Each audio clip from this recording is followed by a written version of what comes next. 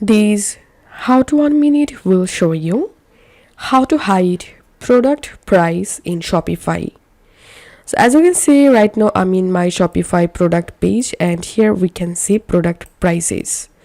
To hide this price, go to your Shopify admin dashboard and click on online store. And here click on this three dot and click on edit code. Now click on the search files box and type here card. And you have to click on. So here click on card product liquid file.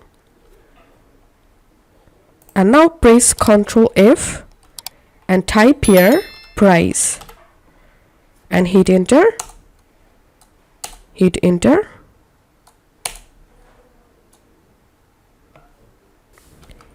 And here you have to delete this code.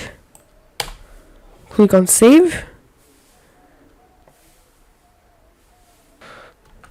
And now I'm going to reloading my product page. As you can see, price has been removed from my product. So this is how we can do it.